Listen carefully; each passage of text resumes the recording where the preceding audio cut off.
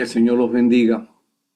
Estamos una vez más en vuestros hogares y los saludamos deseándoles que el Señor esté completando toda bendición que tiene con ustedes. Entramos hoy a otro tema importante.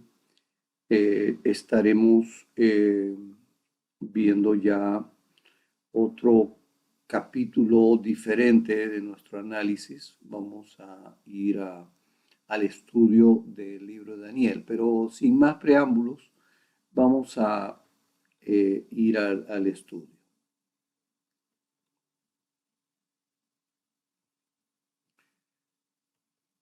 Estamos en los tiempos finales, la clase 8. Es la primera parte de nuestros estudios hemos estado analizando las palabras del Señor Jesucristo en Mateo 24 y 25.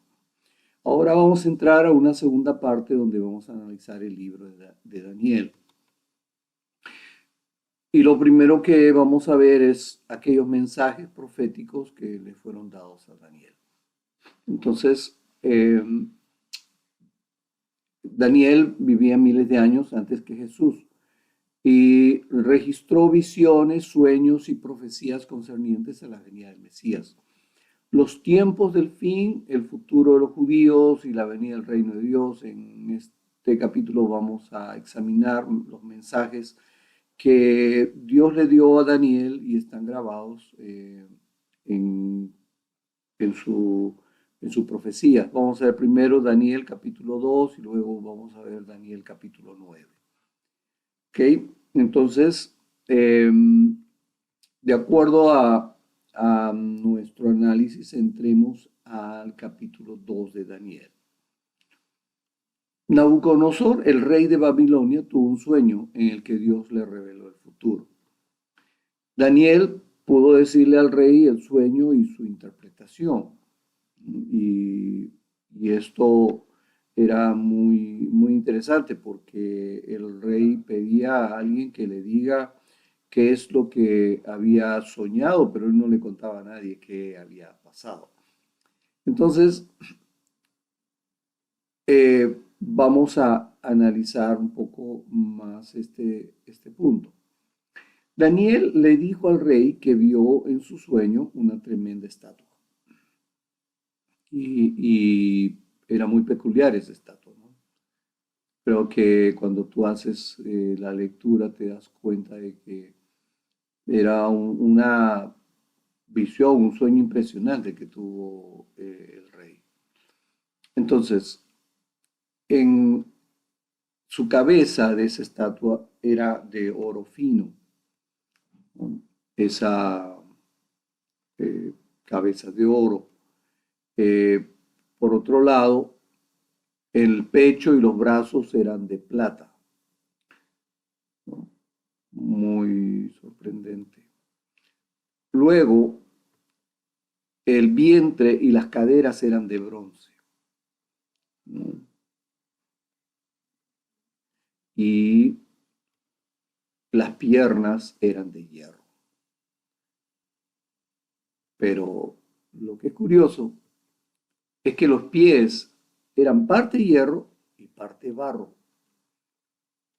Y está ahí mezclado eso. Entonces, Daniel le dijo al rey que en su sueño apareció una roca la cual destruyó los pies de la estatua. Entonces la estatua completa fue destruida y esparcida como polvo por el viento. Finalmente la piedra vino a ser un gran monte y llenó la tierra. Entonces vio cómo es esa gran estatua muy grande caía, ¿no? Con una roca que justo le cae en los pies. Daniel luego le reveló al rey lo que el sueño significaba. Y esto se pone interesante porque eh, esto nos revela cómo Dios hablaba a los profetas, ¿no? Le dice en Daniel capítulo 2, 37 al 40, tú, oh rey, eres rey de reyes, tú eres aquella cabeza de oro y después de ti se levantará otro reino inferior al tuyo, y luego un tercer reino de bronce, y el cuarto reino será fuerte como hierro. Daniel dijo al rey que las cuatro partes de la estatua representan cuatro reinos, uno seguido del otro. También le dijo que su reino, el reino babilónico, era el primer reino. Otros pasajes en el libro de Daniel hablan más adelante de estos cuatro reinos y nombran al reino medo-persa como el segundo reino, el imperio griego como el tercer reino y el cuarto el imperio romano. Por la historia, ciertamente conocemos que existieron cuatro imperios consecutivos en esa región del mundo. Primero, el imperio babilónico. En el Mediterráneo, ahí vemos el imperio babilónico está en esa zona particular de, del Medio Oriente. Entonces, luego el imperio medo-persa, ¿no? Que de hecho que se extendió, pero este reino viene luego del babilónico, es el segundo reino, y el tercer reino es el imperio griego, el de Alejandro el Grande. Esto, esto fue muy interesante. Quienes han revisado la historia de Grecia se van a quedar muy sorprendidos. Y luego el imperio romano, ¿no? Este imperio que abarcó el mundo antiguo, tal como podríamos decir se conoce.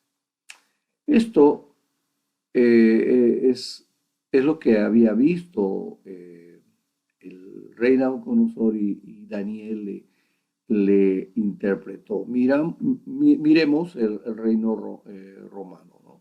Empieza en 500, 200, estamos ahora en 190 antes de Cristo, 140, 70 antes de Cristo, 40 antes de Cristo, 20 antes de Cristo y luego el año 70 después de Cristo. El 230, el 300 después de Cristo, 360, 405, 420, 450 después de Cristo, el 480, el 530, el 560, el 600, el 630, el 650. Ya el Imperio Romano está casi acabado, el 1025, un esfuerzo por expandirse, pero en 1000 hay oscilación en el crecimiento. En el 2080 ya hay una segmentación, ¿no? En 1453 terminó todo. Entonces, fíjense que el Imperio Romano, ¿no? eh, tiene un camino bastante peculiar, ¿no? O sea, hay toda una expansión tremenda en el tiempo del Señor. Pero, perdón, vamos ahora a la línea de tiempo mostrando la revelación de Daniel capítulo 2. Mírenlo. Aquí tenemos cuatro reinos, ¿no? Y la llegada del Mesías, lo que podemos decir el año cero. Si vemos aquí el puntero, el año cero, tenemos allí el Mesías, el Señor Jesucristo. Y esta línea de tiempo, esta gráfica de tiempo nos lleva pues a ver el imperio babilónico, el medo-persa, el griego y luego el romano. Son cuatro reinos que habían sido revelados a, a este rey en su sueño, pero de hecho que la interpretación de Daniel la que viene de parte de Dios. Ahora, sea que ustedes crean el punto de vista de la enseñanza tradicional o nuestra enseñanza, todos estaremos de acuerdo en que Dios le estaba revelando a Daniel que estos 4 reinos terrenales llegarían a existir, ¿no? Daniel entonces explicó que la roca del sueño de Nabucodonosor, la cual destruyó esos imperios, creció hasta hacerse un monte que llenó toda la tierra. Entonces, dice, y en los días de estos reyes, el Dios del cielo levantará un reino que no será jamás destruido, ni será el reino dejado a otro pueblo. Desmenuzará y consumirá todos estos reinos, pero él permanecerá para siempre. Entonces, ya aquí vemos lo que el Señor está hablando acerca de, de del Mesías, ¿no? Daniel reveló que la roca vendría a la tierra, desmenuzaría todos los otros reinos y traería el reino de Dios. Entonces el reino de Dios crecería como un monte que llenaría la tierra, ¿no? Entonces eso muestra que iba a caer, ¿no?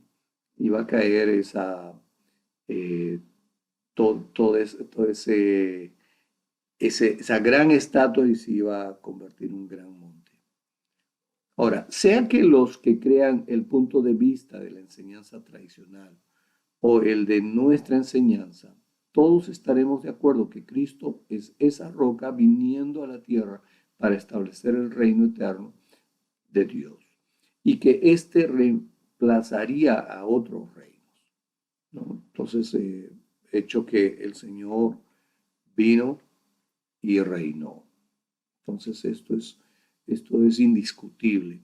Quien quiera, toda la iglesia de Cristo, todos opinamos lo mismo. Los dos puntos de vista doctrinales están en desacuerdo sobre el tiempo cuando la roca viene a la tierra. Y es aquí donde tenemos que darnos cuenta cómo está la enseñanza respecto a los tiempos. También hay una diferencia en cuando es establecido el reino de Dios. Pero vamos a explicarlo. Permítanme explicarlo de esta manera. Daniel 2, vamos a comentar la enseñanza tradicional, o sea, todos los que están enseñando la enseñanza más popular, la que más se escucha, enseña esto. En este punto de vista tradicional, enseña que el reino de Dios será traído a la tierra después de 7 años de tribulación, en la segunda venida de Jesucristo. Luego, el reino de Dios será establecido sobre la tierra por 1000 años. Esto es la enseñanza tradicional, ¿no? Entonces, todos están esperando que ocurra unos 7 años difíciles. Muchos dicen que la iglesia no va a estar y que el Señor viene a hacer un juicio sobre las naciones y todas esas cosas. La línea de tiempo de Daniel 2, según la enseñanza tradicional, sería más o menos de esta manera. Ellos enseñan que hay un rapto 7 años antes de la segunda venida. Y esos 7 años son 7 años de tribulación y que el reino de Dios en la tierra empezará, pero será por 1000 años, ¿no? Esto dicen Jesús, la roca retorna y establece el reino en la tierra. Este es lo que la enseñanza tradicional enseña. Ahora, Daniel 2, según nuestra enseñanza, es de esta manera. O sea, nosotros tenemos que explicar lo que la Biblia nos está mostrando. Nosotros creemos que el reino de Dios fue establecido más o menos 2000 años atrás, cuando Jesús vino por primera vez. O sea, lo hemos estudiado en Mateo 24 y Mateo 25, en nuestras primeras clases. Ya estamos en la octava. Ampliamente hemos analizado y hemos demostrado que el Señor vino y estableció su reino. Jesús vino declarando que el reino de Dios estaba ya entre nosotros, queriendo decir que estaba disponible y al alcance y a la mano, ¿no? Jesús estableció su posición como rey sobre su reino cuando ascendió al cielo y se sentó a la diestra de Dios. O sea, esto es indiscutible, ¿no? Él dio evidencia de que esto había pasado cuando se selló su palabra profética de que Jerusalén era destruida y el templo también. Desde ese día en adelante, el reino de Dios ha estado creciendo gradualmente hasta llegar a su madurez y eventualmente llenará toda la tierra, así como la montaña en el sueño de Nabucodonosor. Ahora, veamos la línea de tiempo, una gráfica del tiempo de Daniel 2 de acuerdo a nuestra enseñanza. Miren, nosotros vemos de que desde que Jesús viene, Él es la roca, ¿no? Y le pegó bien duro al imperio romano, ¿no? El reino de Dios ha ido creciendo y está en constante crecimiento. No se olviden que para la venida del Señor, el Señor viene a recoger una iglesia gloriosa. Entonces, cuando viene el Señor, va a suceder el arrebatamiento de la iglesia. O sea, ustedes lean la Biblia, en ninguna parte dice rapto, dice arrebatamiento. Y eso Tesalonicenses lo dice claramente que es el día de la venida del Señor. Y en ese día el Señor viene y el Señor establece un reino por 1000 años, pero no es que recién lo va a establecer, el reino ya está, el Señor lo dijo. Nosotros enseñamos que el reino de Dios eventualmente llenará la tierra. Sin embargo, la maldad permanecerá en la tierra hasta la segunda venida del Señor Jesucristo. Nosotros podemos ver esto al examinar la parábola del trigo y la cizaña, donde un hombre que sembró buenas semillas en su campo, estas crecieron hasta madurar, pero el enemigo sembró cizaña en el mismo campo y también crecieron. Como Jesús explicó esta parábola a sus discípulos, queda claro que ambas, la buena y la mala semilla, están creciendo en la tierra. Actualmente está pasando eso. A ambas se les permitirá crecer juntas hasta el tiempo que Jesús regrese y separe una de la otra, como lo dice la parábola del trigo y la cizaña en Mateo 13 del 31 y 32. Nosotros hemos estudiado que la cizaña será quitada en el tiempo de la cosecha, es decir, en el momento en que la lluvia tardía ha terminado. Entonces, esto es claro para nosotros. Tenemos un seminario que enseñamos lo que significa la iniquidad, que es cizaña en nuestras vidas, pero cuando hacemos un análisis de la parábola y tenemos una explicación detallada de esto, nos damos cuenta que el Señor va a recoger una iglesia muy limpia. La cizaña puede crecer hermosa en medio del trigo, pero esta va a tener que ser quitada porque le está quitando nutrientes al trigo. El trigo se inclina porque tiene el peso de la semilla, de la comida, pero la cizaña no, la cizaña está muy erguida. Y ahí empiezan a notarse las diferencias cuando las dos crecieron. Ok, para ajustar el entendimiento, ¿no? Para comenzar la cosecha se tiene que sacar primero la cizaña. Se espera un periodo muy corto para maduración. Enseguida se procede a la cosecha, ¿no? O sea, el campo mientras está verde, mientras no está en tiempo de cosecha, pues hay que esperar que llegue, ¿no? Entonces, hay otras parábolas, como por ejemplo, el Señor Jesús compara el reino con una semilla de mostaza, creciendo como un árbol grande en un huerto. De igual manera, el reino de Dios ha estado creciendo en la tierra y un día será lo más grande, lo más influyente sobre la tierra, aunque habrá también otras plantas que no son del reino de Dios. Y esto lo dice Mateo 13 en adelante, ¿no? Esto es lo que vemos e históricamente está sucediendo desde que Jesús se sentó en su trono. La cristiandad empezó en una pequeña región del Medio Oriente con un líder y 12 seguidores. Hoy, 2000 años después, es la más grande religión cubriendo la faz de la tierra de los 6.000 millones de habitantes y 2.000 millones declaran ser cristianos hoy.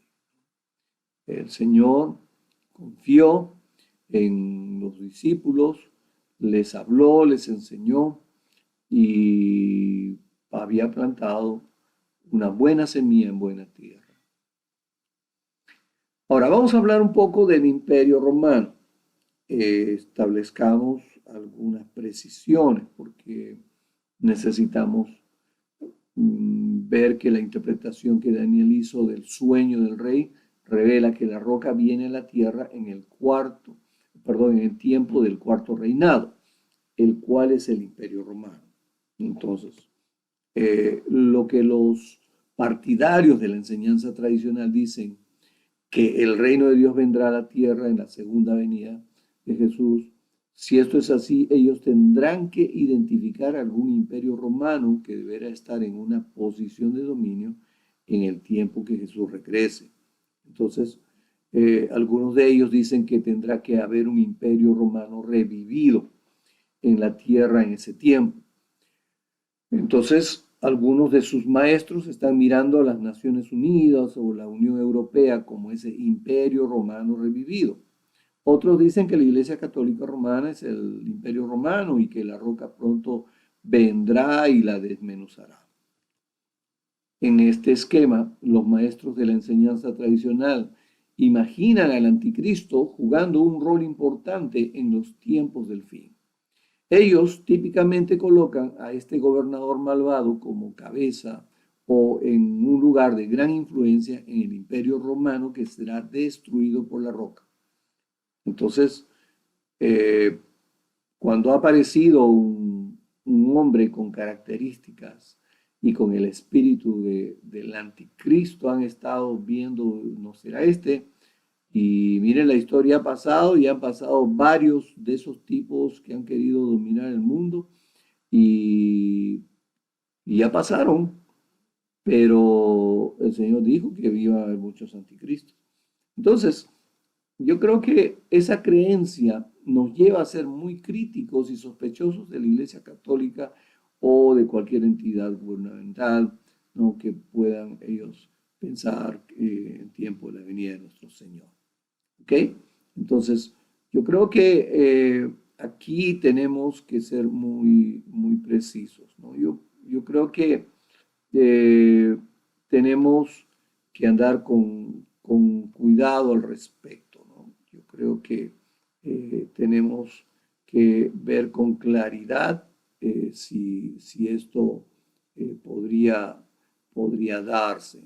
Yo creo que tenemos que ver nuestra enseñanza con claridad, porque nosotros enseñamos que no se está esperando ver ningún imperio romano revivido. Creemos que la roca vino a la tierra 2000 años atrás.